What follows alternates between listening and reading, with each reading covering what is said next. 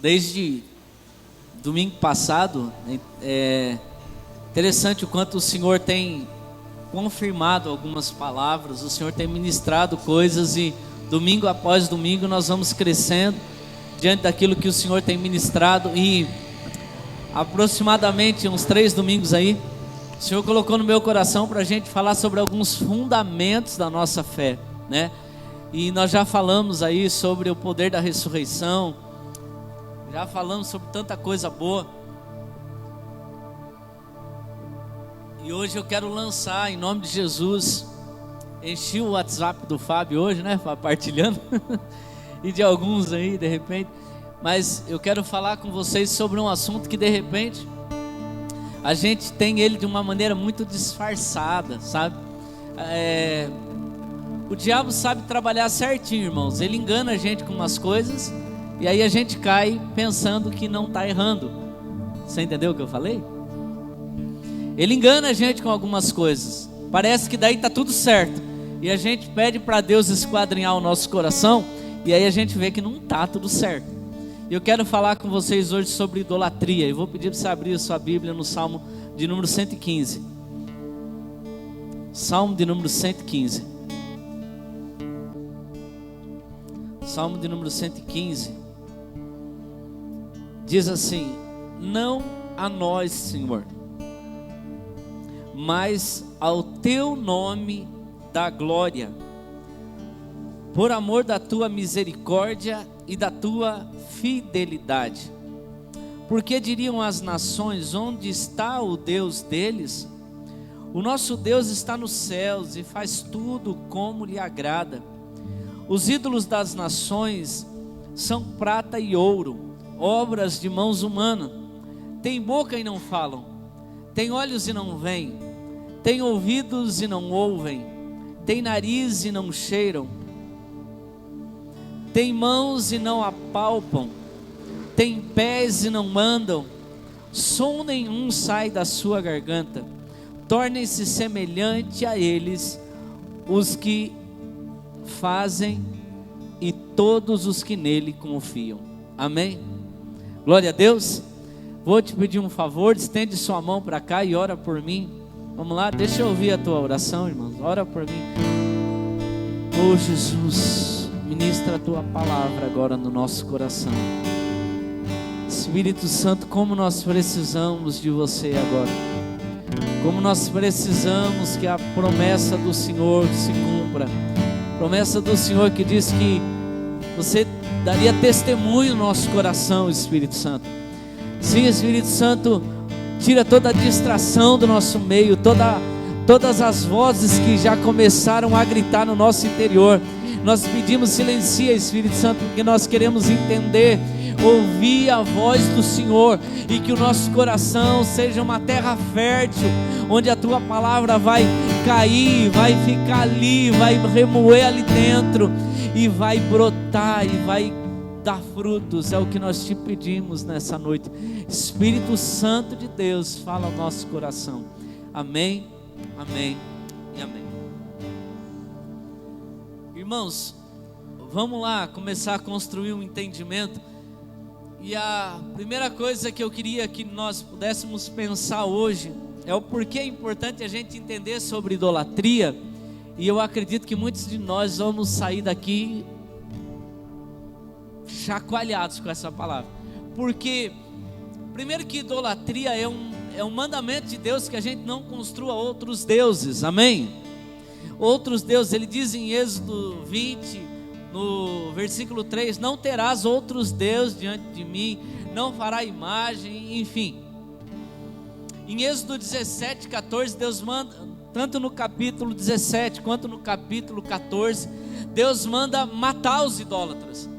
E aí a gente olha e fala: meu Deus, mas esse Deus de amor manda matar os idólatras. Esse Deus de amor manda o povo entrar na terra prometida e matar todos aqueles que habitavam ali, manda matar todo mundo, não deixar nem criança. Que Deus é esse, irmão? Esse é um Deus que quer cortar tudo aquilo que pode afastar a gente dele. Ele quer cortar pela raiz. Glória a Deus. Guarde isso que eu estou dizendo, ele quer cortar pela raiz, porque se ele cortar a aparência, a raiz ainda continua lá dentro. Quem está entendendo o que eu estou falando? Amém? Então é por isso que ele manda tirar tudo ali, tirar os idólatras, para tirar realmente a raiz, porque um iria contaminar o outro, uma laranja estragada iria estragar a outra, e ele manda cortar tudo aquilo. Por que é interessante a gente entender sobre idolatria, irmão? Você vai ver durante a mensagem. Porque a idolatria, na verdade, ela desencadeia em nós, guarda isso, todos os outros pecados. Você vai entender que a idolatria é o primeiro pecado que está lá na raiz do nosso coração. E se nós tivermos essa idolatria, que você vai entender aqui durante a mensagem, você vai entender por que tem todos os outros pecados. É como se a gente quisesse olhar os sintomas de pecado e falar: pare de fazer isso. Eu quero dizer, isso que você pede para alguém parar de fazer é um sintoma de pecado. O principal pecado, a raiz de todo pecado tem um nome: idolatria. E por isso que de repente sua cabeça já está fervendo, porque se de repente você está dizendo: mas eu não sou idólatra. E essa é a pergunta que nós vamos falar durante toda a mensagem. Eu sou idólatra? Irmãos, eu quero voltar com você lá no Éden. Vamos dar uma viajada lá no Éden. Quando a serpente chega para Eva, a serpente não diz para Eva assim: me adore. Você ouve lá na narrativa a serpente dizendo: me adore. Então, irmão, fica tranquilo, porque a idolatria não é só adorar uma imagem, não é só adorar um ídolo, porque senão a serpente iria dizer para Eva: Eva, me adore. Mas o que a serpente falou? Eva, desobedece o que seu Deus falou, porque na verdade o seu Deus é um Deus muito mesquinho, que está privando você de algumas coisas. Então coma disso e se torne igual a Deus. Pegou? Coma do fruto, porque você vai se tornar igual a Deus. Ou seja, agora quem vai reinar é você, não mais o seu Deus. Quem está comigo aí? Porque se idolatria fosse a gente olhar para fora, algo que está lá fora, então a serpente ia dizer: vai Eva, agora você fica de joelho aí e me adora, porque agora eu sou teu Deus. Não, ela falou: o Deus está proibindo vocês, porque quando vocês comerem, vocês vão se tornar igual a eles. Interessante que a narrativa anterior diz assim: façamos o homem à nossa imagem, conforme a nossa semelhança. E a serpente chega enganando tudo. Quem está entendendo o que eu estou falando? Amém?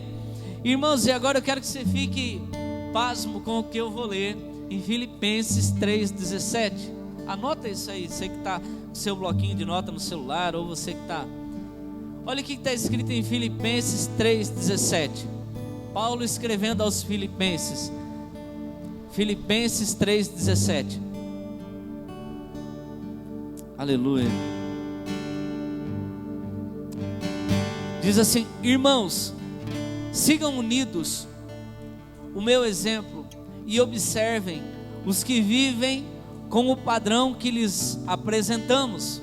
Olha o que Paulo está dizendo: viva como a gente, de acordo com o padrão que a gente apresentou. Pois já lhe disse repetidas vezes, e agora repito com lágrimas. Imagina Paulo escrevendo isso aos Filipenses: há muitos que vivem como inimigos da cruz de Cristo. Presta atenção nisso aqui.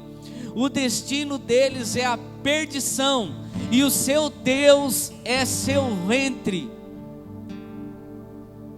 Pegou isso aí? O seu Deus é o seu ventre, e eles têm orgulho do que é vergonhoso, só pensam nas coisas terrenas. A nossa cidadania, porém, está nos céus, de onde esperamos ansiosamente o Salvador Jesus Cristo. Nós somos cidadãos daqui, irmãos. Nós somos cidadãos do céu, e é para lá que a gente vai. Amém? Agora o que Paulo está dizendo? Ele está dizendo assim: olha, eu estou instruindo vocês, vivam como a gente vive. Olha, será que a gente pode dizer isso? E aí ele diz: e vivam de acordo com aquilo que a gente ensinou vocês, porque tem gente que está vivendo em desacordo de tudo que nós ensinamos. E eu estou dizendo para vocês de novo, agora em lágrimas, imagina a dor de Paulo, dizendo assim, que o destino deles, dos que estão vivendo contrário à palavra do Senhor, o destino deles é a perdição, e o seu Deus é o seu ventre, ou seja, o seu Deus tem um nome, eu. Amém? E é por isso que a gente precisa começar a construir esse entendimento de idolatria, que se a serpente enganou Eva, dizendo: olha, agora o Deus é você. Depois Paulo vai instruir a galera de Filipenses, dizendo: olha, do jeito que vocês estão vivendo aí, do jeito que alguns estão vivendo, vocês vão para uma perdição eterna, e o seu Deus está dentro de você, e o nome dele é eu. Agora, sabe o que é terrível a gente entender de idolatria? Porque o Salmo 115 que nós lemos diz assim, que tudo aquilo que nós adoramos, nós nos tornamos semelhantes. Lembra da mensagem sobre adoração que eu preguei? Eu adoro ao Senhor. O que é a minha adoração? Eu devolvo a Deus tudo aquilo que eu recebi dele. E como é a minha forma de devolver? A adoração. Então, quando eu estou adorando a Ele, eu estou ficando parecido com Ele. Por isso que se a minha adoração não reflete Jesus, eu não adorei Ele. Lembram disso? Amém? Torne-se semelhante a eles todos aqueles que fazem tais coisas e neles confiam.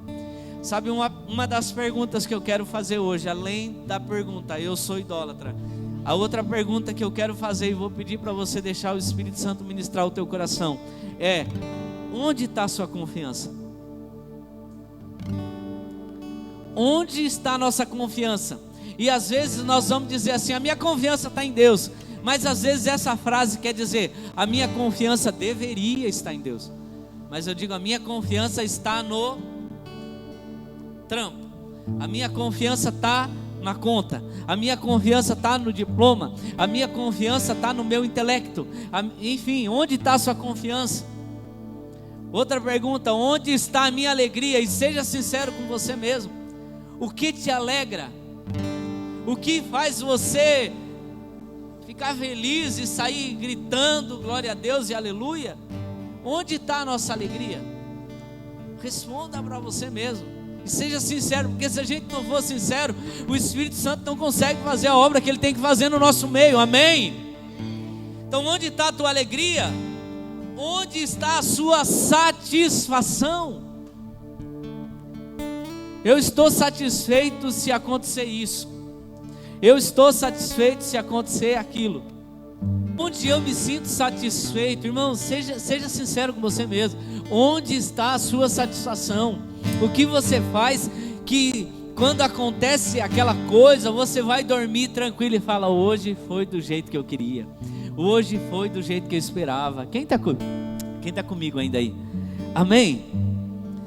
E mediante essas perguntas que eu fiz, sabe, eu lanço aqui: será que nós não estamos criando, diante dessas perguntas, deuses que vão adiante de nós? Onde está a minha alegria? Onde está a minha confiança? E onde está a minha satisfação? Será que não estamos criando deuses que estão indo à nossa frente? Irmão, se a idolatria começa no Éden, se a partir dali a serpente diz para Eva: agora você vai se tornar igual a Deus, ou seja, agora você vai reinar, agora você é dona do seu nariz. Eu quero te dizer que a raiz da idolatria, irmãos, entenda isso, é uma palavra-chave chamada obediência ou desobediência. Amém? Amém? E sabe, irmãos, a desobediência nos leva à idolatria. A desobediência nos leva a criar deuses. A desobediência nos leva, e você vai entender aqui, a criar um monte de coisa que vai adiante de nós. E tem uma palavra que me chama a atenção, se você estiver anotando, anota aí, Jeremias 2,13. Jeremias 2,13, nós vamos ver aqui a raiz de todo o pecado. Nós vamos ver aqui o pecado, tá? Nós vamos ler em Jeremias 2:13 o pecado. E aí nós vamos entender depois os sintomas do pecado e os deuses que a gente vai criando. Eu anotei aqui porque essa minha Bíblia não tem um mistério, mas achei. Jeremias 2:13. Quer ver? Eu vou ler aqui na palavra. Olha o que diz a palavra. Porque o meu povo cometeu 2 males. Amém? 2 males. Abandonaram a mim, fonte de água viva, e cavaram cisternas rachadas que não retém água. Vem aqui comigo. Então, o que é pecado? E depois desencadeia toda a idolatria e o resto do pecado. O que é pecado? Afastamento de Deus. O que é pecado? Não amar a Deus sobre todas as coisas. Deixa o Espírito Santo ministrar no teu coração. O que é pecado? Não amar a Deus sobre todas as coisas. Quando perguntam para Jesus qual é o grande mandamento, ele diz: amarás o Senhor teu Deus.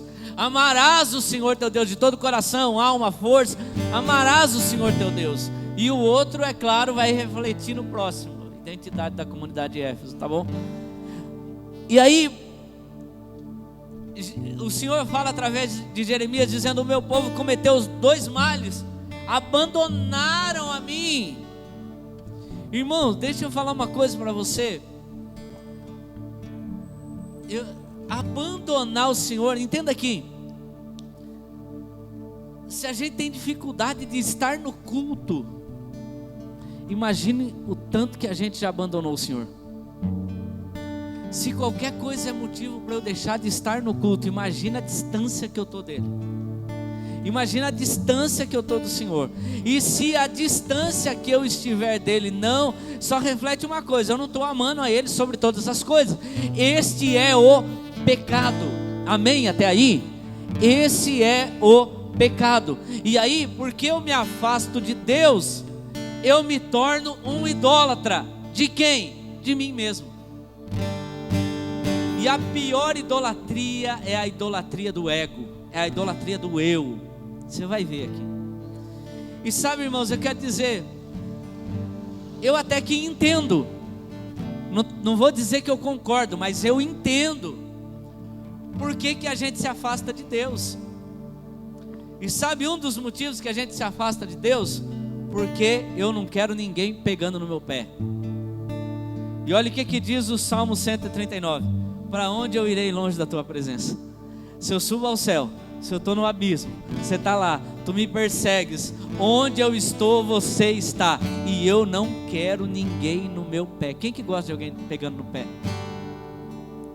E às vezes a gente tem essa imagem de Deus, de um Deus que fica pegando o nosso pé, de um Deus que não me dá sossego. Onde eu estou, Ele está, Ele não tem como eu fugir da tua presença. E deixa eu falar, esse Deus é muito chato, porque Ele não deixa eu fazer as coisas do meu jeito. Quem está entendendo o que eu estou falando?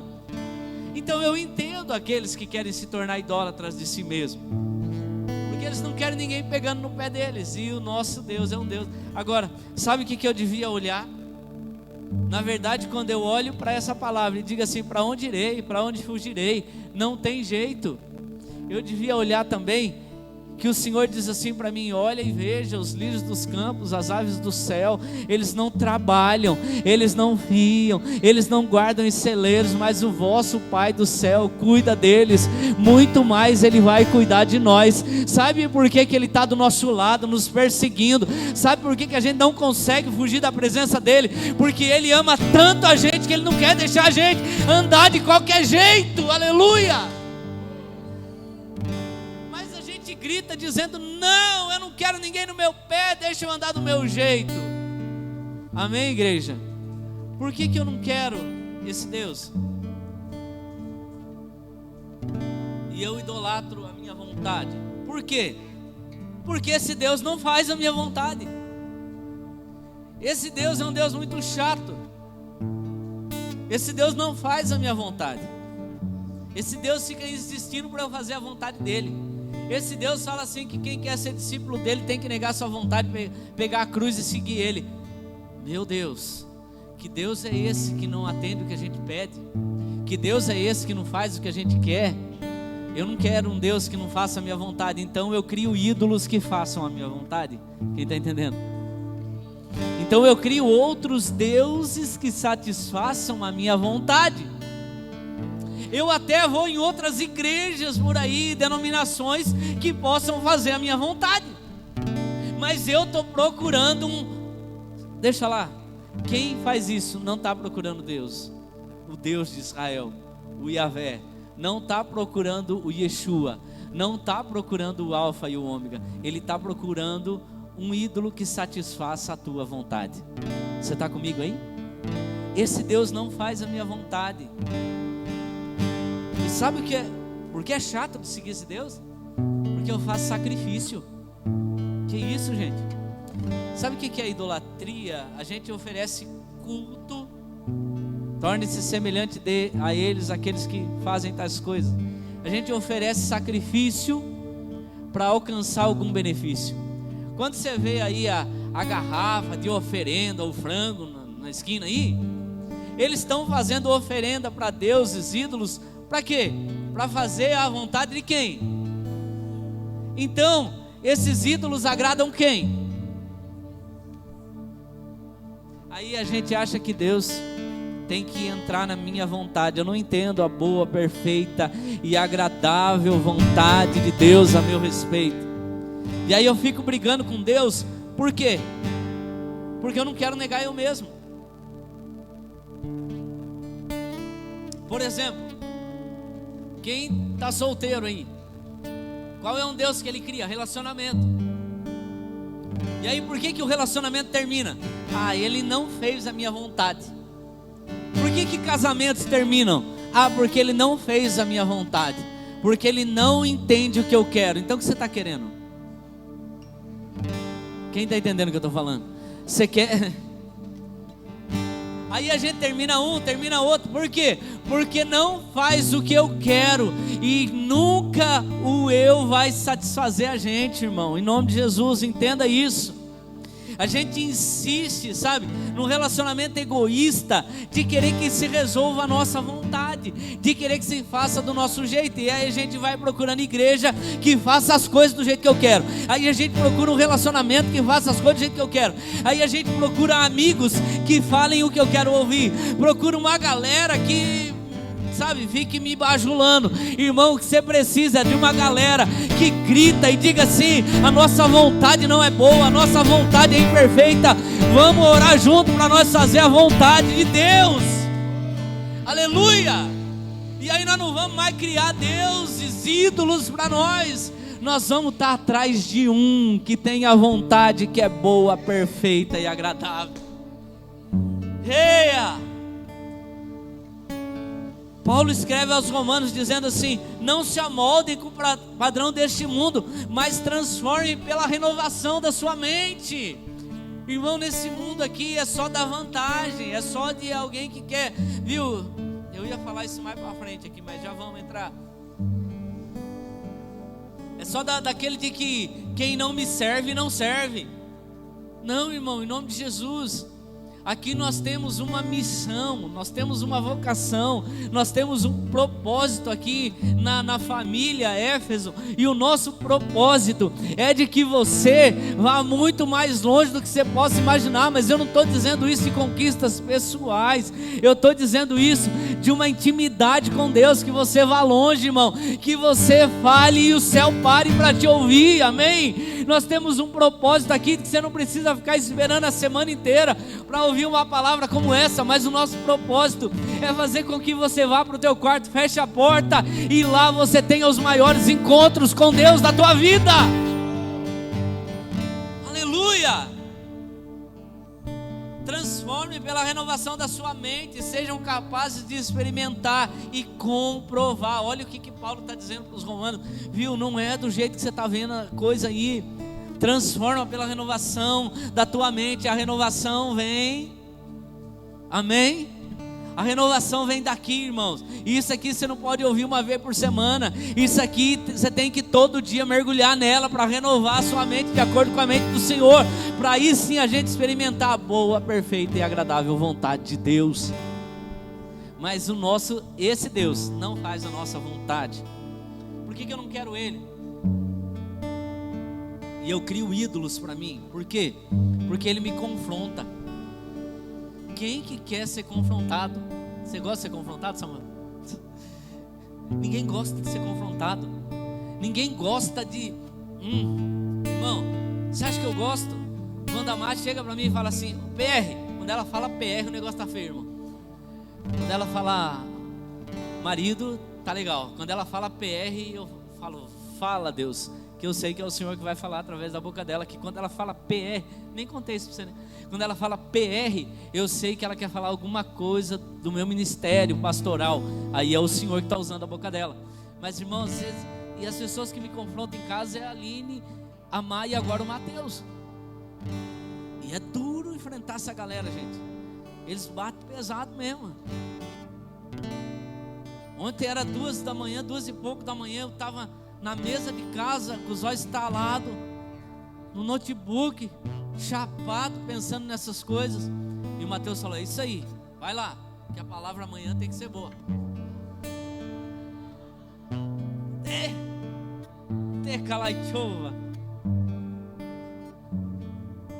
Ninguém gosta de ser confrontado, mas o nosso Deus nos confronta.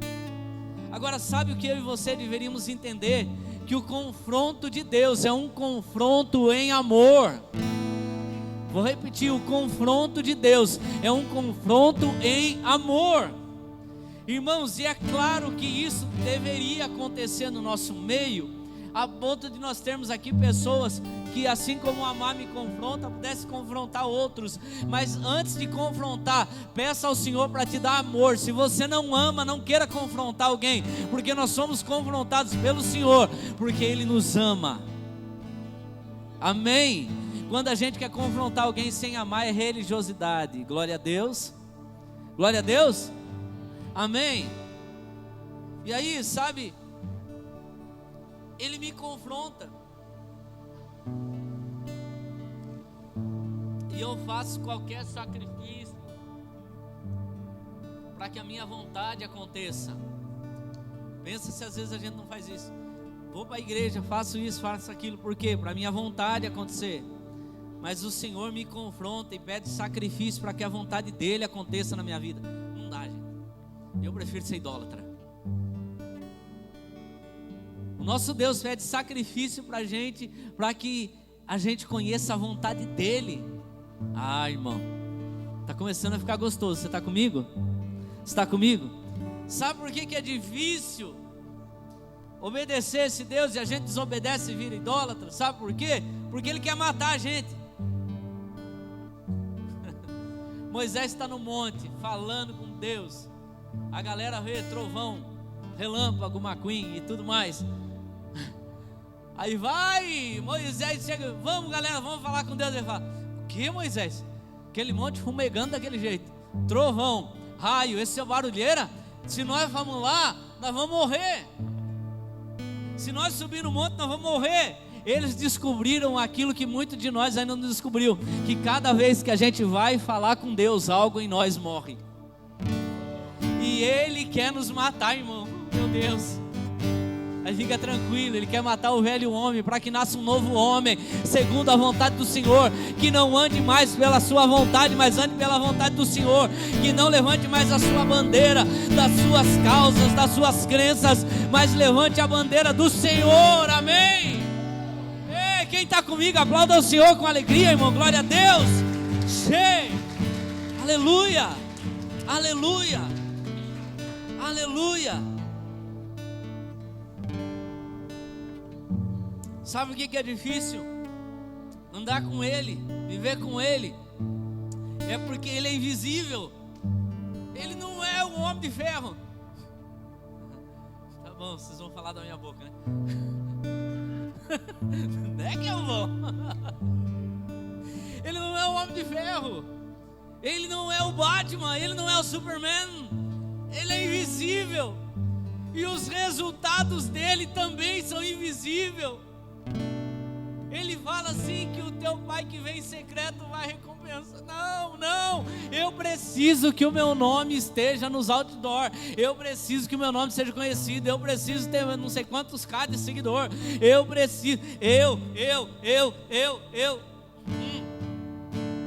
e ele quer me encontrar no secreto.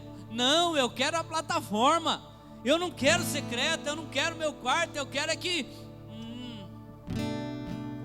Quem está entendendo o que eu estou falando? Ele é invisível. Esse Deus é muito chato, Ele não quer que eu seja mais o centro das atenções. Imagina, ninguém me nota lá naquela igreja. Não, imagina. O nosso Deus não quer que a gente seja o centro das atenções, mas Ele quer a atenção para Ele. Não dá, gente. Quem que quer um Deus desse? É por isso que a gente cria ídolos, deuses, porque o nosso Deus é invisível. Ele não quer que a gente fique no centro das atenções, mas assim como João, Ele quer que eu e você aponte para Cristo. Ele cresça e eu diminua, Ele cresça e eu diminua, Ele cresça e eu diminua, Ele cresça e eu diminua. Você quer ver mudança dentro da sua casa? Não fica brigando com o marido. Que ele cresça e você diminua, que ele cresça e você diminua. Você quer ver mudança na faculdade? Que ele cresça e você diminua. Você quer ver mudança no seu trabalho? Que ele cresça e você diminua. Você não é o centro das atenções, mas se o Senhor tomar os ambientes onde você está, tudo muda. Amém? Mas a gente quer ser o centro, a gente quer gritar, a gente não quer ser perseguido. Fica feliz se você for perseguido, irmão. O Senhor está dando oportunidade para você perdoar, para você dar outra face, para você dar a capa, para você ser 70 vezes 7. O Senhor está dando oportunidade para você ficar mais parecido com Ele. Deixa que te afrontem para você ficar moldado à imagem do Senhor. Glória a Deus. Mas é difícil, por quê? Porque eu não tenho mérito. Lembra da mensagem? Lembra da mensagem que eu preguei na ceia? Sobre a graça barata.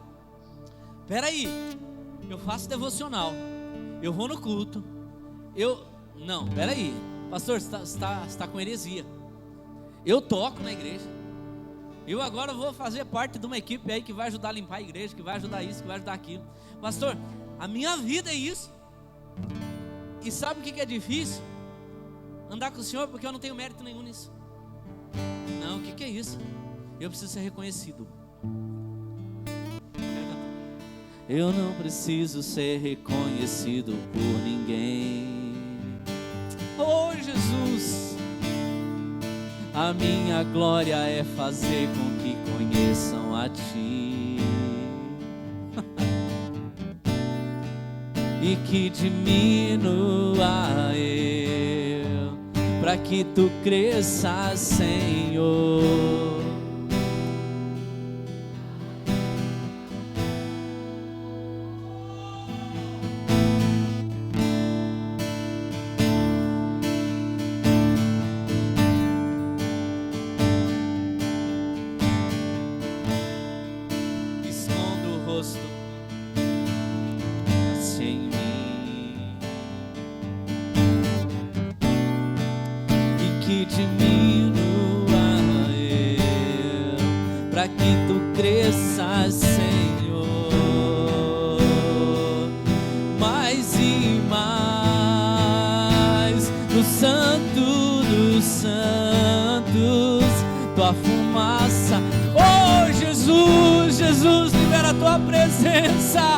Libera a Tua unção neste lugar, debaixo de Tuas asas é o meu abrigo, meu lugar secreto. Só Tua graça me basta e Tua presença é o meu prazer.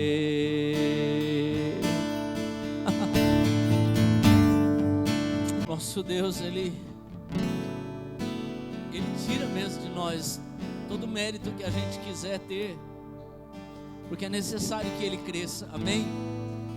Então não fica preocupado se às vezes sabe que o Senhor está me falando aqui. E quando eles ministravam hoje, desde o louvor, do ensaio, eu orava aqui antes do culto, pedindo para o Senhor curar a nossa paternidade. Porque quando eu entendo que eu tenho um pai, que eu fui adotado, que eu tenho uma família, eu sou aceito, sabe, muito problema vai sair do nosso meio. Você não vai procurar a aceitação dos outros, porque você já tem um Deus que te aceitou. Você não vai ficar querendo que te bajulem, porque você tem um Deus que morreu por você, porque te ama. Agora, às vezes a gente quer para nós, porque a gente ainda não mergulhou nesse amor, sabe? E o Senhor dizia para mim aqui que nós estávamos sendo curados de paternidade. Assim como eu fui, irmãos, curado de paternidade, o Senhor está curando essa ferida nos nossos corações hoje. Amém, amém, aleluia. Tudo que eu fizer é insuficiente. E outra coisa que deixa difícil, dificulta a nossa caminhada com o Senhor, é que Ele nos deu tudo de graça. E nós temos uma dificuldade séria com duas coisas. A primeira é o livre-arbítrio. Você pode fazer o que você quiser. Deus não aperta você, não amarra você e diz: você é meu. Ele diz: você pode escolher. Você percebe como Ele nos trata? Tem gente que fala assim: por que Deus não acaba com isso, com aquilo de uma vez? Porque Ele deixou na nossa mão a escolha. Ele não é um Deus que impõe.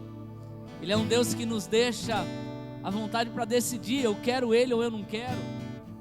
E nós não sabemos lidar com isso. Agora, o ídolo, ele fala: faça isso, faça aquilo, e aí você vai ter. Agora, Jesus foi diferente. Quando você nem tinha nascido, Ele já tinha morrido no meu e no seu lugar. Quando você nem tinha vindo para o mundo, Ele já tinha perdoado o seu pecado de graça. Outra coisa que a gente tem dificuldade: de graça. A gente quer fazer por merecer. A gente quer trabalhar para conquistar. E o nosso Deus, Ele dá de graça. De graça. E isso parece que não está legal. Esse Deus é meio estranho. Como assim de graça? Quem tiver em dúvida, você tem que ver no YouTube depois a mensagem. A graça é barata, tá bom? Você vê lá que você vai entender do que eu estou falando. Mas nós temos dificuldade, porque vem de graça. Porque Ele nos amou primeiro.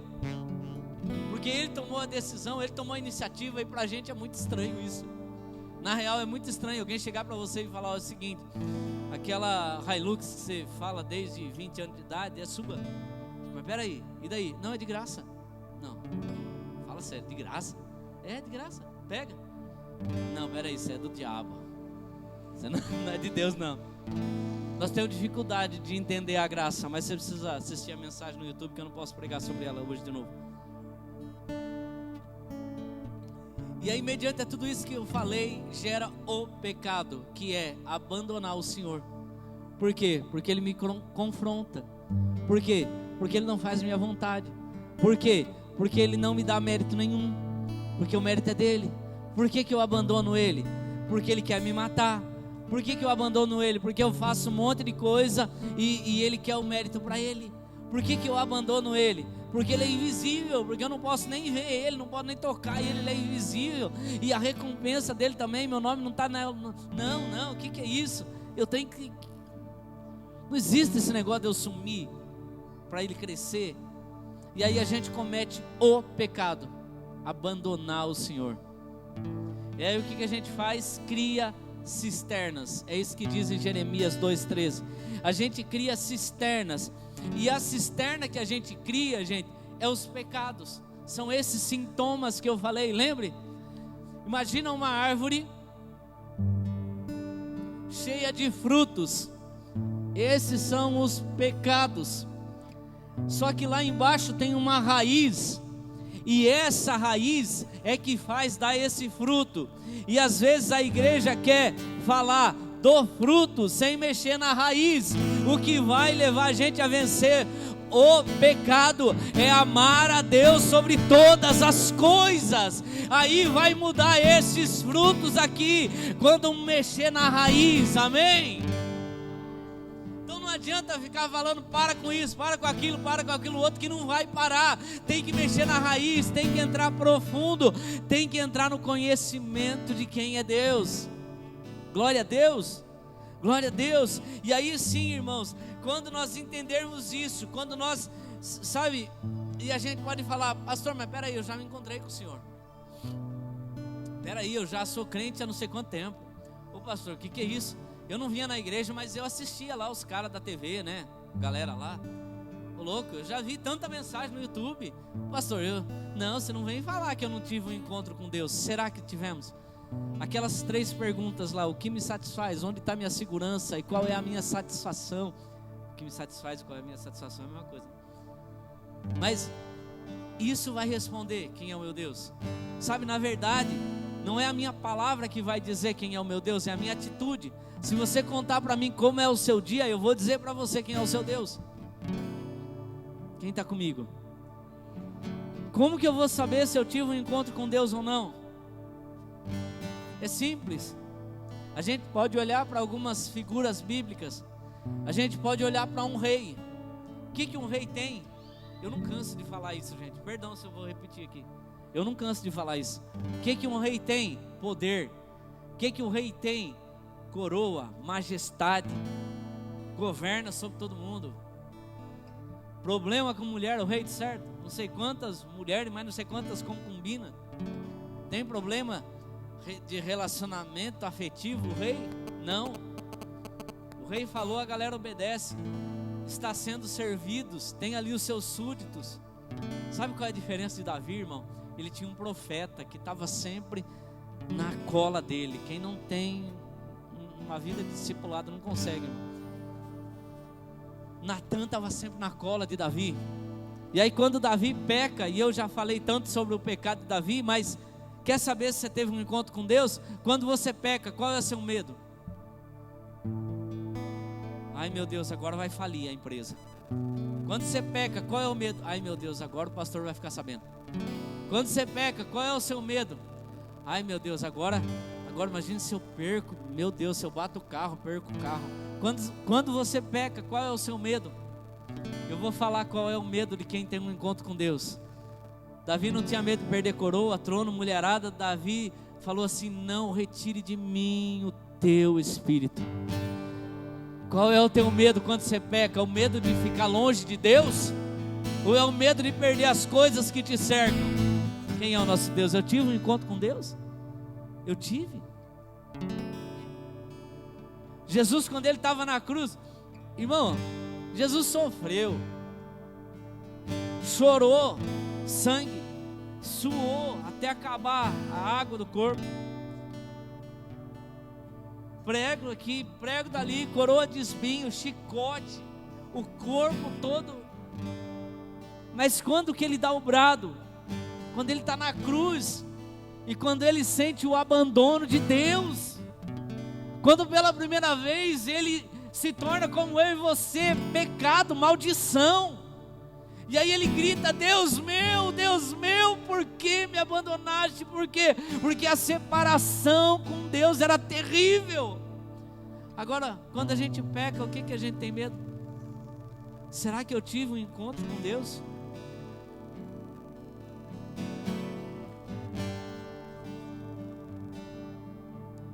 O salmo que eu li diz que a gente se torna semelhante ao ídolo que a gente cria. E eu presto a ele culto, sacrifício.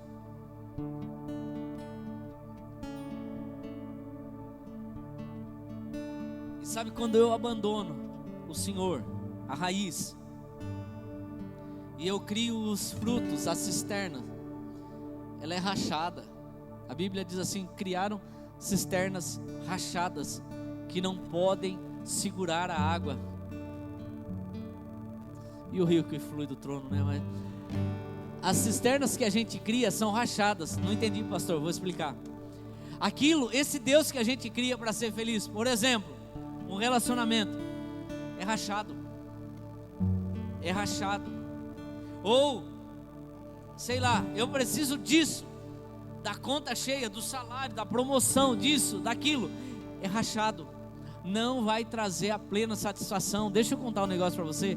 Eu não sei se você já percebeu, mas nós somos seres humanos que temos uma inquietação, um tédio, um vazio dentro da gente, que a gente sempre fica querendo mais, a gente sempre fica procurando mais, a gente sempre fica naquela busca.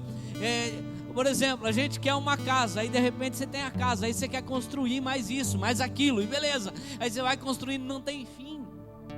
Aí a casa sempre tem que estar mudando, o Deusinho está ali, né? Você sempre tem que estar mudando, construindo, fazendo. Ou não, é um carro, agora é outro, tem que ser melhor. Aquele já não satisfaz, o Sieninha já passou da hora de trocar, tem que ser outro. E aí a gente vai criando essas cisternas rachadas, que não podem segurar a água, que não podem nos dar vida. Quem está comigo? Gente, quando a gente abandona o Senhor e mexeu na raiz aqui, começa esses frutos, essas cisternas rachadas, e esse tédio, esse vazio dentro de nós, ele tem um tamanho, é do tamanho de Deus. É do tamanho de Deus. Essa busca por mais. Se você ainda não sabe, eu quero dizer, eu sei qual é o mais que a gente procura. Eu sei qual é o mais que vai satisfazer o meu coração, que vai preencher a minha alma. Legal, pastor, eu entendi que, ou não, né? Será que eu sou idólatra? Qual é o medo quando eu peco? Será que eu sou idólatra? Tá, legal, entendi, pastor, como é que muda isso? Irmão, deixa eu te falar. Você já entendeu que o mérito não é seu? Você já entendeu que o seu nome não está em evidência? Você já entendeu que não é do seu jeito? Você já entendeu que o nosso Deus, Ele vai confrontar você? E tem um lugar onde isso acontece, também aqui no meio da igreja do corpo, mas esse lugar ainda chama secreto. Quem não tem vida devocional, irmão, não consegue, não vai, não caminha, patina. Tem uma série de mensagens no Instagram. Por favor, vai lá, acompanha lá o que é a vida devocional, os benefícios da vida devocional. Você não vai mergulhar, você não vai mexer nessa raiz aqui, vindo para o culto no domingo só, irmão. Quem está entendendo o que eu estou falando? Você não vai mexer nessa raiz aqui, sabe? Você não vai mudar esses frutos tentando tirar um, tirar o outro. Precisa mudar a raiz, precisa ter a casa edificada sobre a rocha, a raiz é lá para baixo, o alicerce é lá embaixo, é onde ninguém vê, só o Pai que está no céu que vê. Como que eu mudo isso? Vida devocional, irmão. Não tem outra coisa. Eu não vou falar, você muda isso deixando de fazer isso, deixando de fazer aquilo. Eu vou estar mexendo nos frutos, mas eu não vou estar mexendo no pecado, no afastamento de Deus. Amém, igreja? Amém? Isso é devocional, vida com Deus, secreto, quartinho. E eu quero lançar para você esse desafio hoje. Vai para o secreto. E o que você vai orar no secreto? Já falei que a minha oração no secreto ela é terrível, irmão. Porque eu pego a Bíblia, eu leio a Bíblia e ela começa a confrontar eu. É ruim.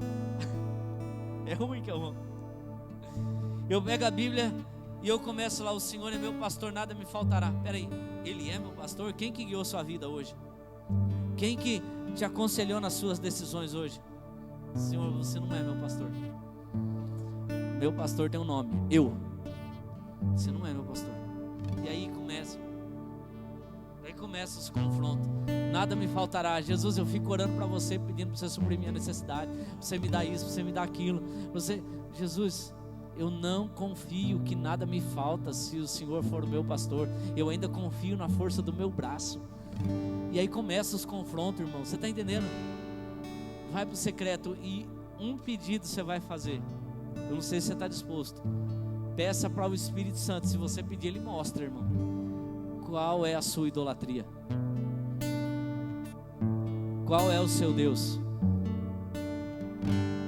Sabe o que é legal? É que se a gente descobrir, e por isso que eu não dormia hoje, se a gente descobrir que tem ídolos, deuses que estão indo à nossa frente, é momento da gente começar a pedir pela uma coisa de Davi. É momento da gente começar a pedir: não retire de mim o teu espírito e torna-me a dar a alegria da tua salvação. Vamos ficar em pé? Vamos ficar em pé para a gente orar? Você está comigo? Você está disposto a isso? Sabe qual é o nosso desafio essa semana? Guarda isso aqui. Nosso desafio essa semana é declarar como Paulo: eu sei ter pouco, mas eu sei ter muito. Eu tudo posso naquele que me fortalece. Em outras palavras, Paulo estava dizendo: eu preciso só de Jesus.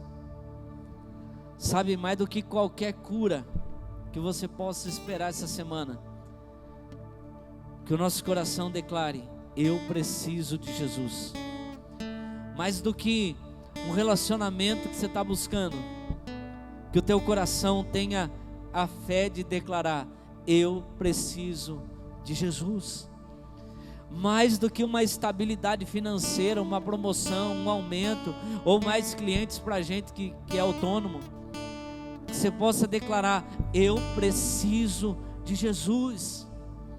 Mais do que mudar de casa, do que querer isso, do que querer aquilo, você possa declarar essa semana: eu preciso de Jesus.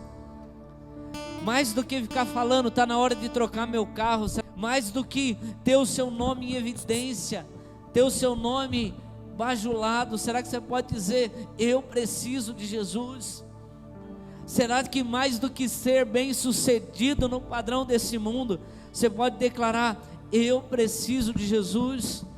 E sabe o desafio que eu quero te lançar? É de você viver todos os dias da sua vida como se fosse o último dia, como se fosse o dia onde o Senhor começa a derramar a ira dele sobre a humanidade, e onde o Senhor tem um encontro com a noiva, onde o Senhor tem um encontro com a igreja. Se você puder imaginar e viver todos os dias da sua vida como se fosse o último dia, qual seria a sua preocupação? Sim, sim, sim, sim. És o mais amável, o mais desejado. E Ele adentre, faça morada. Todos te amam, todos te amam. Não queremos mais ler a palavra para trazer os benefícios próprios. Não queremos estar no culto pelos benefícios próprios. Queremos fazer tudo porque amamos o Senhor. Tudo porque amamos o Senhor. Tudo porque amamos o Senhor. E que a nossa vida, que a nossa conduta seja uma resposta. Toda a nossa conduta, a nossa resposta ao amor que nós temos por Ele, ao amor que nós temos por Ele. Não mais viver uma cobrança religiosa, mas toda a nossa entrega, toda a nossa vida em resposta ao amor que Ele tem por nós.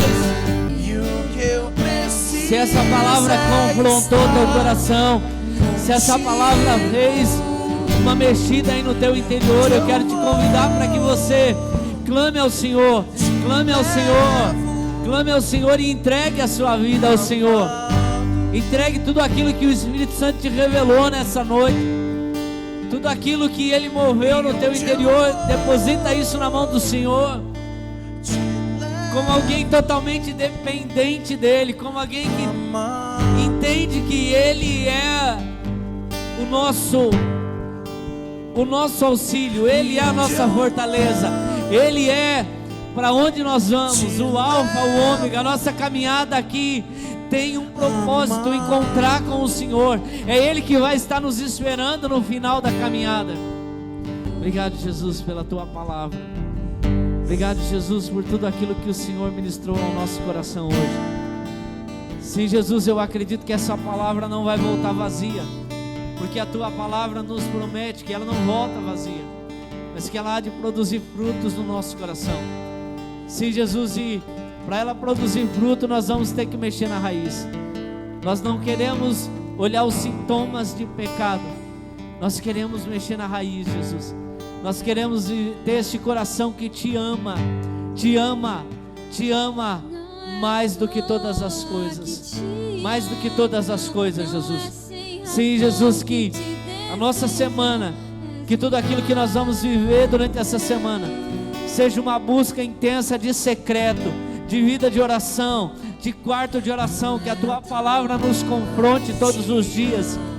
E Jesus, que nós possamos enxergar, não nos deixa cegos, Jesus, mas abre a nossa visão, para que nós possamos ver quais são os ídolos, quais são os deuses que nós temos criado, Jesus. Nós te pedimos e nós te agradecemos, Jesus. Obrigado por este culto, obrigado por essa reunião, obrigado pela Tua presença, obrigado por tudo aquilo que o Senhor moveu aqui nos nossos corações. Nós estamos saindo daqui confrontados, mas felizes, porque nós estamos saindo confrontados em amor, Jesus. Muito obrigado, Jesus. Amém, amém.